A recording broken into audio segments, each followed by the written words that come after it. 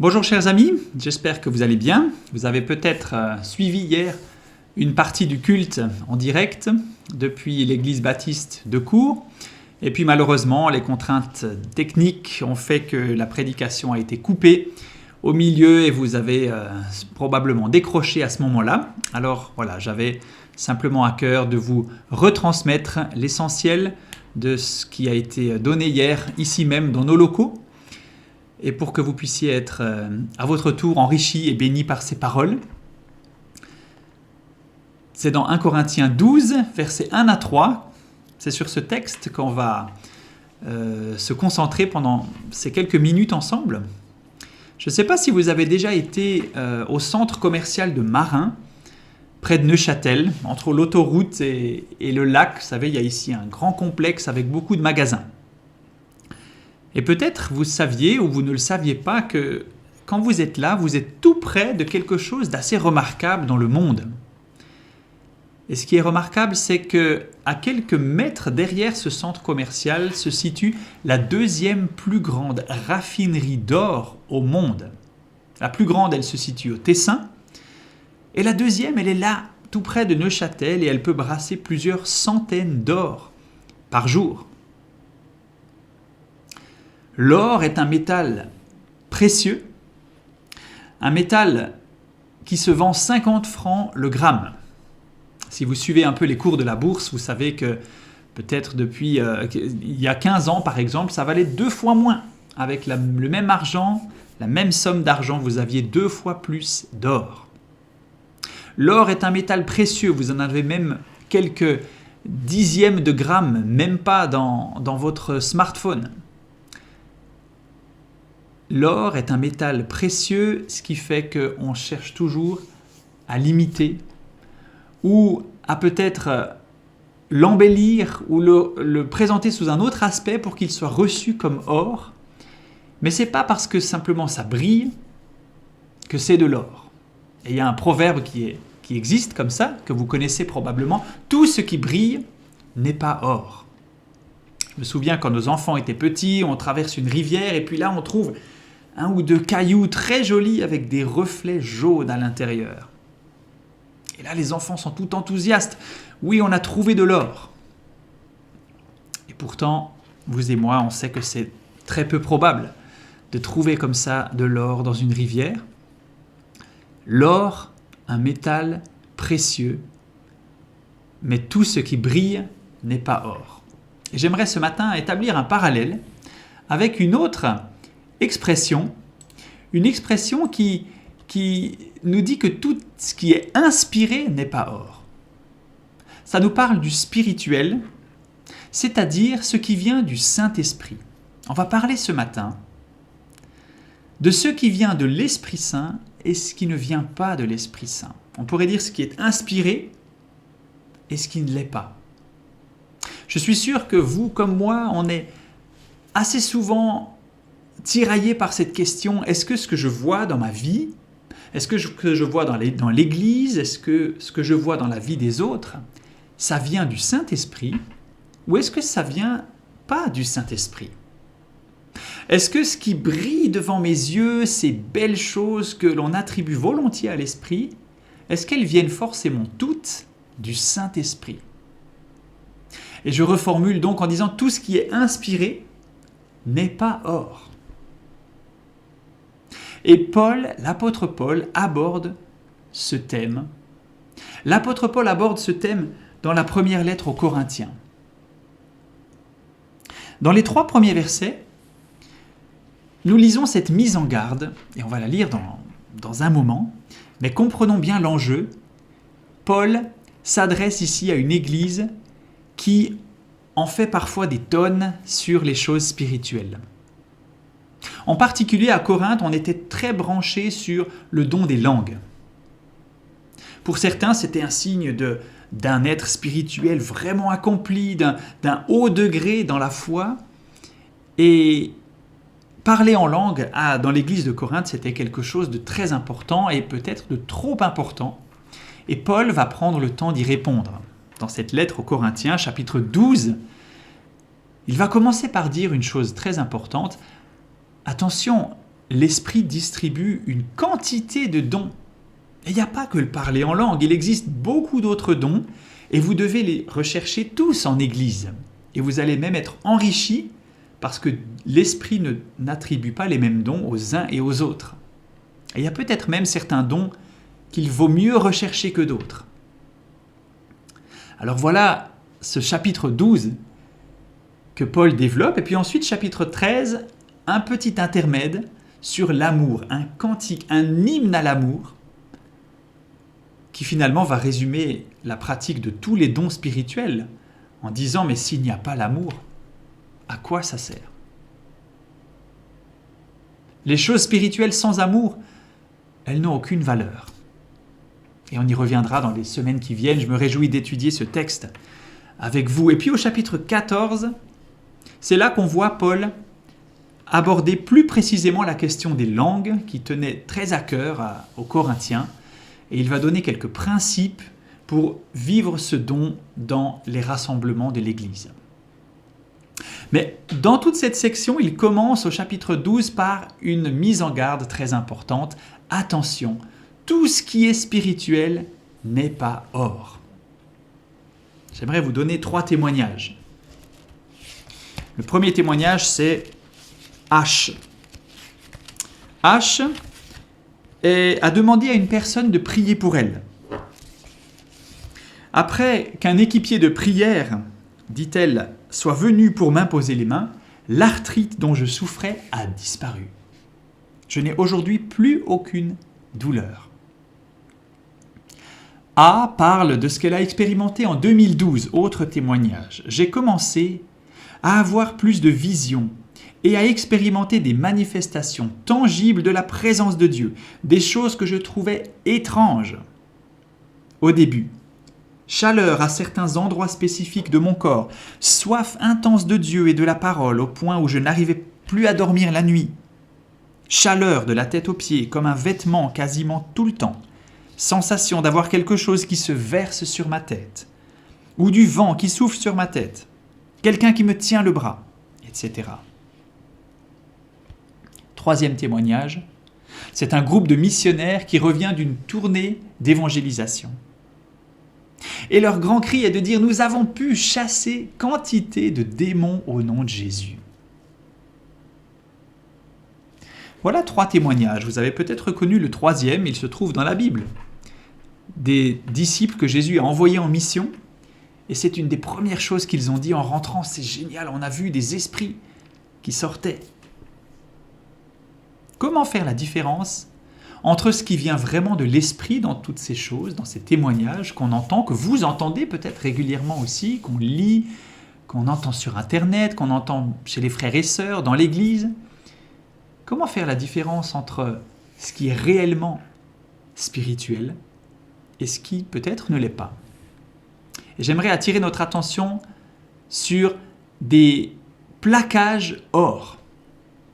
Il y a des plaquages en or et c'est Paul qui va nous en parler maintenant dans 1 Corinthiens 12, versets 1 à 13. On lit ensemble. En ce qui concerne les choses spirituelles, frères, je ne veux pas que vous soyez dans l'ignorance. Vous savez que quand vous étiez païens, vous vous laissiez aller en étant menés par des idoles muettes. C'est pourquoi je veux vous dire ceci. Personne ne peut dire « Jésus est maudit » par l'Esprit de Dieu. Et personne ne peut dire « Jésus est Seigneur » sauf celui qui a le Saint-Esprit. Attention à certains plaquages. Or, si vous achetez un bijou, il va peut-être être plaqué or, mais à l'intérieur, ce ne sera pas de l'or. Ça va briller peut-être comme de l'or, parce qu'il y a du vrai or autour, mais à l'intérieur, ce ne sera pas de l'or. Et vous allez exiger du bijoutier qu'il vous certifie qu'à l'intérieur, c'est aussi de l'or, ou bien qu'il vous dise en toute transparence, voilà un bijou plaqué or. Et je crois qu'il y a plusieurs types de plaquage or, c'est-à-dire de faux spirituels. Tout ce qui brille n'est pas or. Tout ce qui est inspiré ne vient pas forcément du Saint-Esprit. Et j'aimerais vous montrer 4 types de bijoux. Il y en a 3 qui sont simplement plaqués, c'est pas du vrai or entièrement, et le 4e qui est de l'or pur. Le spirituel plaqué or.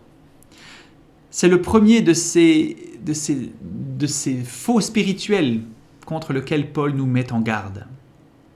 Au verset 1, Paul nous dit clairement, en ce qui concerne les choses spirituelles, « Je ne veux pas que vous soyez dans l'ignorance. » Autrement dit, il y a des choses importantes à côté desquelles vous ne devez pas passer. C'est qu'il existe des choses vraiment spirituelles et des choses qui en ont simplement l'apparence. Je ne veux pas que vous soyez dans l'ignorance. Pour être inspiré, il ne suffit pas de dire qu'on est inspiré.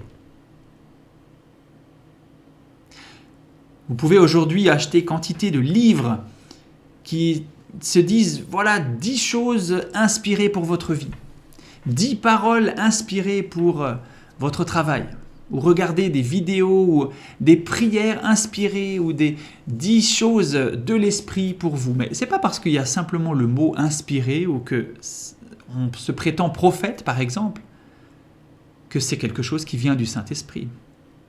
Nous le savons tous, n'est-ce pas? Mais pourtant, on a cette tendance, vous et moi, à être attirés par certaines personnes. Il y a peut-être de ces penseurs chrétiens qui vous inspirent énormément. Moi, il y en a quelques-uns comme ça et je dois faire attention à ne pas les confondre avec le Saint-Esprit. Il y a des personnes, vous savez, dès qu'elles ouvrent la bouche, eh bien, vous avez l'impression que Dieu parle, que Dieu vous parle. Et c'est possible, bien sûr que Dieu vous parle au travers de cette personne ou dans tel livre ou sur Internet. Mais il n'y a pas de garantie, cette personne n'est pas le Saint-Esprit. Et nous devons tous ne pas être dans l'ignorance, c'est-à-dire faire attention à ne pas prendre pour spirituel ce qui est peut-être seulement plaqué or, c'est-à-dire qui en a l'apparence, mais qui ne l'est pas vraiment. Il y a un deuxième type de plaquage qui est le vermeil. Vous savez peut-être ce qu'est le vermeil, c'est un plaquage sur de l'argent. On met une fine couche d'or sur de l'argent, mais là non plus, même si l'argent est un très beau métal, ce n'est pas de l'or.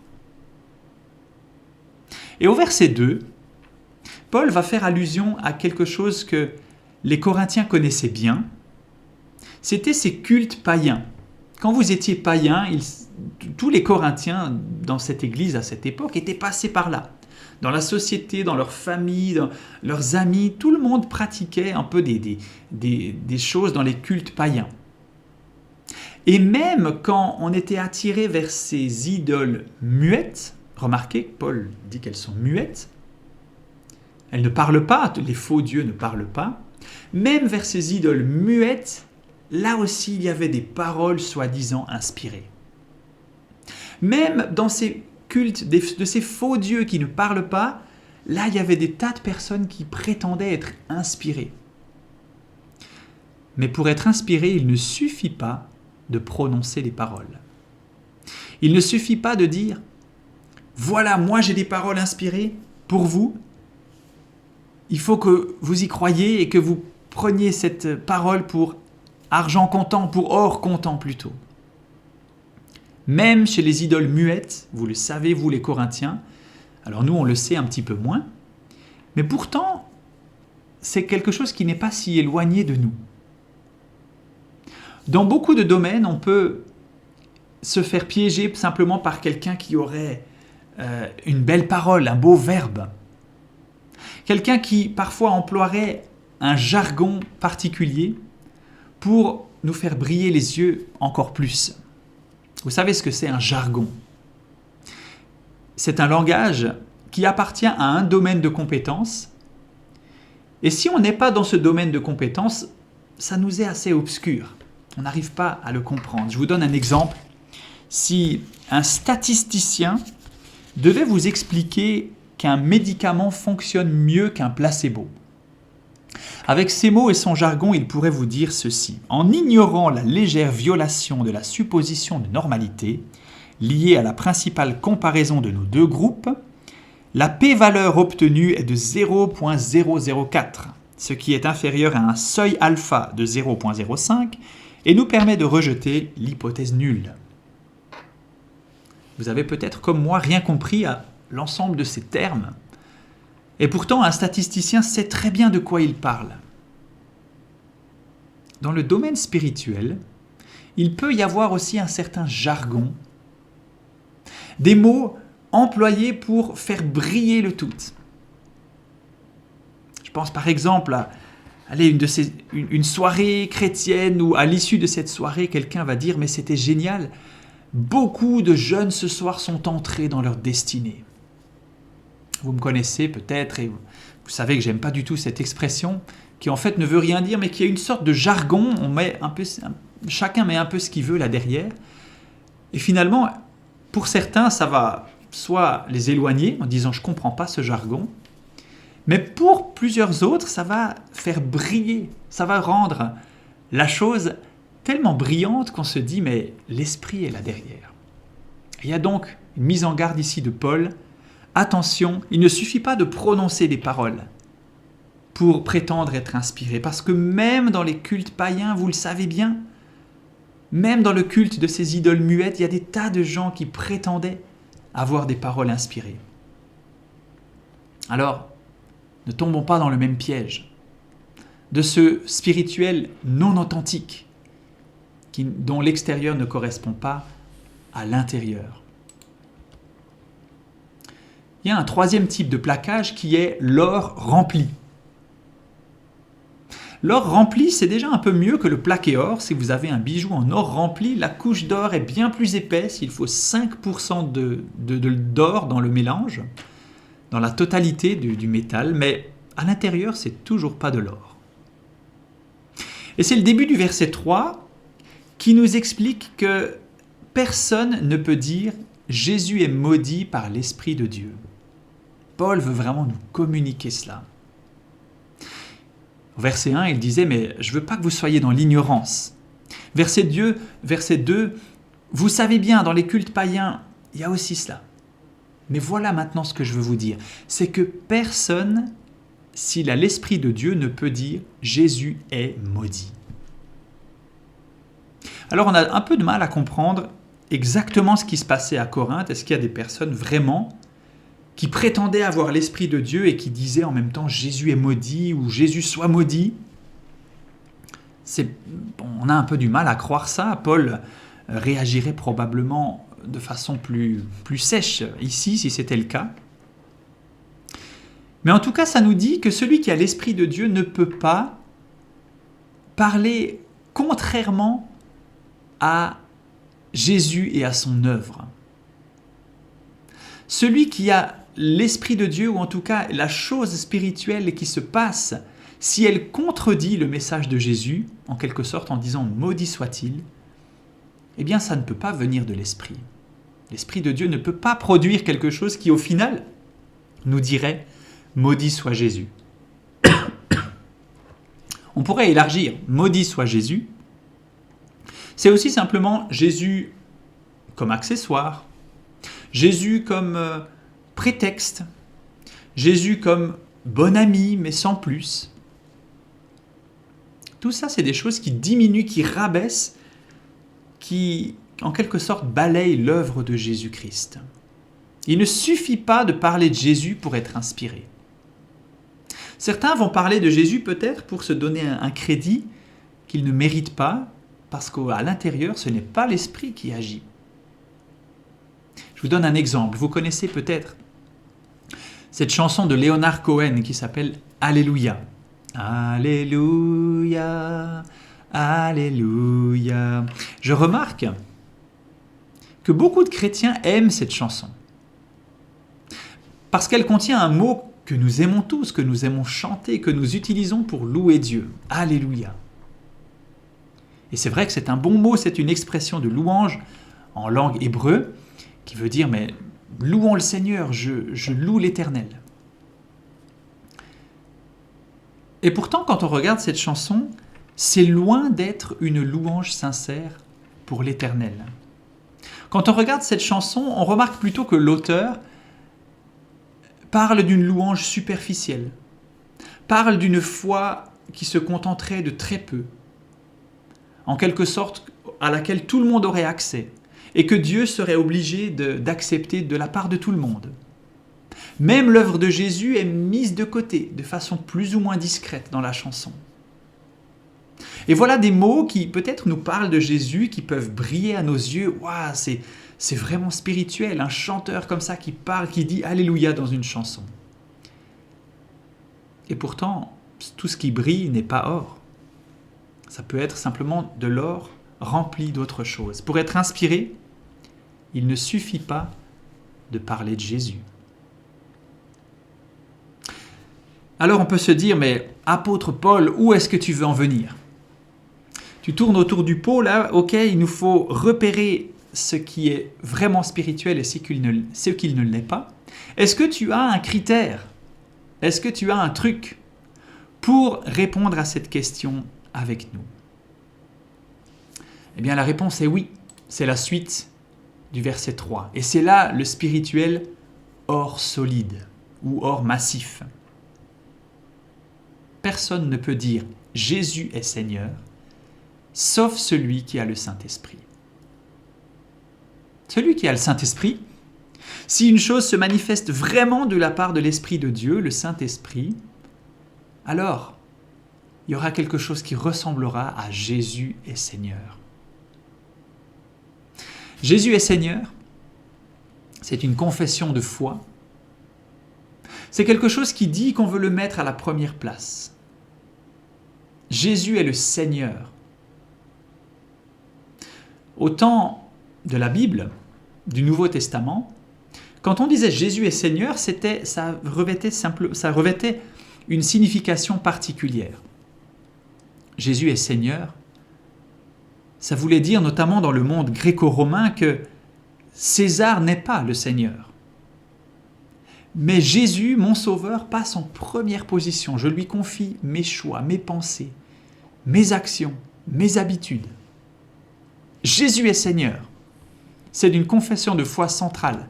Regardez comment Paul en parle dans une autre lettre, la lettre aux Romains. « Si de ta bouche tu affirmes devant tous que Jésus est le Seigneur, et si tu crois de tout ton cœur que Dieu l'a ramené d'entre les morts, tu seras sauvé. C'est par le cœur en effet que l'on croit, et Dieu rend juste celui qui croit. » Une confession de foi engageante.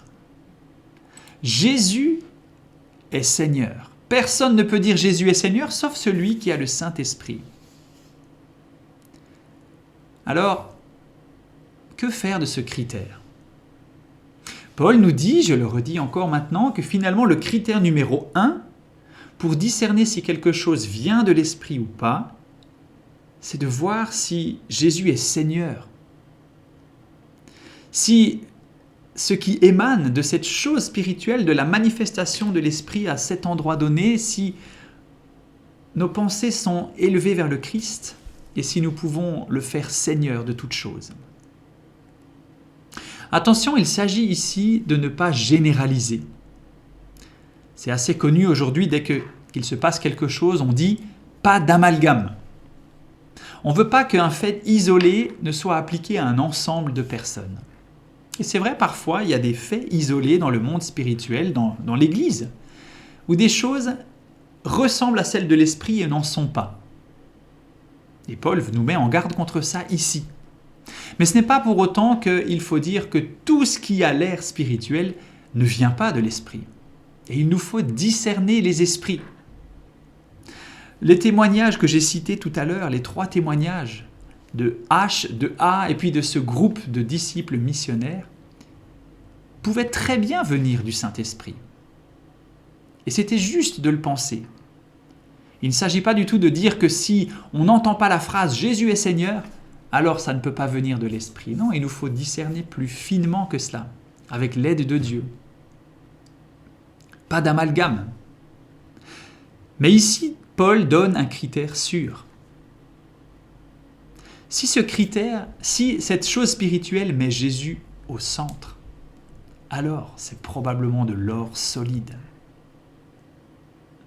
Et même si ce qui paraît mettre moins Jésus au centre existe dans l'Église, dans nos vies, cela peut tellement nous fasciner que nous nous détournons de ce qui est vraiment important.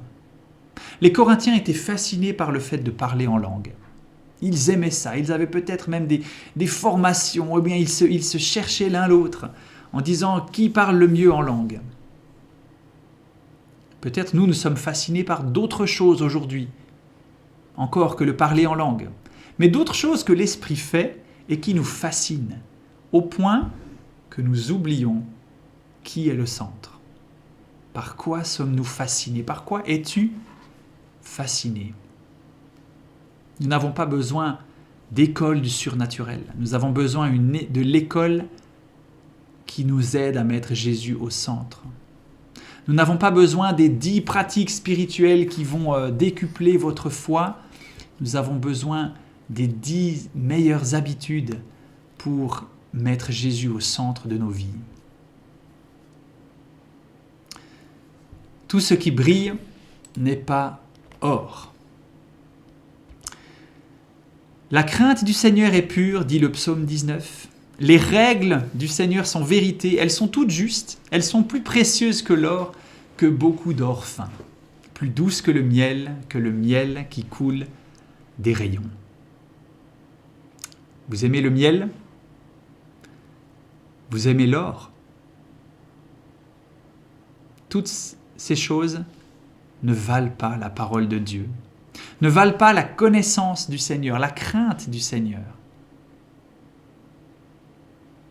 C'est l'histoire d'un producteur qui a l'habitude d'aller au marché pour vendre ses 2 produits phares. Son premier produit, c'est du fromage cottage. Vous savez, ce fromage bien blanc, un peu granuleux. Alors, quand il va au marché, il en met dans un grand bac. Et puis, il sert ses clients avec une louche dans des petites barquettes. Et il a un deuxième produit aussi qui est du vin cuit. Le vin cuit, c'est une préparation à base de pommes qui donne une sorte de purée très sombre. Et là aussi, il prend son grand bac et puis sert ses clients avec une louche dans des barquettes. Et voilà que ce matin, arrivé sur son stand de marché, il se rend compte qu'il n'a qu'une seule louche. Il en a oublié. Il a oublié de prendre la deuxième et il se dit « mais je n'ai pas le choix, je vais devoir servir mes 2 produits avec la même louche ».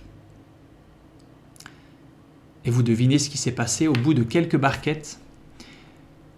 Les gens ne savaient plus trop ce qu'ils recevaient.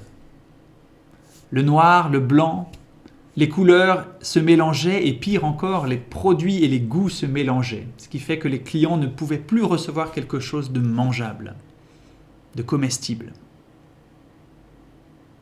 Quand nous mélangeons trop toutes sortes de choses, l'évangile n'est plus comestible pour ceux qui nous entourent. Quand nous ne faisons plus la différence entre ce qui est vraiment spirituel ou simplement ce qui brille à nos yeux, nous proposons à nos vies, mais aussi à ceux qui nous entourent et dans l'Église, quelque chose d'immangeable. Halte au mélange. Nous ne pouvons pas ne pas discerner entre ce qui est authentiquement de l'esprit et ce qui ne l'est pas. Je ne veux pas que vous soyez dans l'ignorance, nous dit la parole de Dieu. C'est quelque chose d'important, chers frères, chères sœurs, chers amis. Nous devons discerner ce qui vient de l'esprit ou ce qui ne vient pas de l'esprit. J'aimerais vous proposer cette semaine un petit exercice pratique pour terminer. Cet exercice, c'est de noter chaque jour, dans un carnet, sur votre natel, ici ou là, notez chaque jour les choses spirituelles que vous discernez autour de vous. Les choses qui brillent à vos yeux. Ça peut être une victoire dans la tentation. Ça peut être une envie de prier. Ça peut être un moment de louange que vous avez eu à cœur de célébrer à un moment chez vous. Ça peut être un moment où vous avez décidé de pardonner. Ça peut être une réponse à vos prières. Ça peut être quelque chose qui semble miraculeux. Ça peut être dans une relation restaurée. Toutes sortes de choses qu'on attribue facilement à l'esprit. Et je prie que l'esprit fasse des choses dans vos vies cette semaine. Notez ces choses et à la fin de la semaine, peut-être samedi, reprenez cette liste et demandez-vous pour chaque chose, est-ce que cette chose m'a fait dire que Jésus est Seigneur? Est-ce que cette chose spirituelle qui a brillé dans ma vie m'a rapproché de Jésus et a conduit mes pensées à le faire encore plus Seigneur dans ma vie?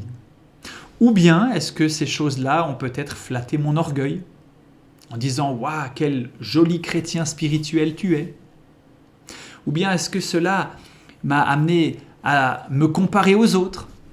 Tout ça, ça peut arriver aussi. Est-ce que ce qui est spirituel vous rapproche de Jésus? Si oui, eh bien Jésus est Seigneur et cela, c'est l'Esprit de Dieu qui le dit.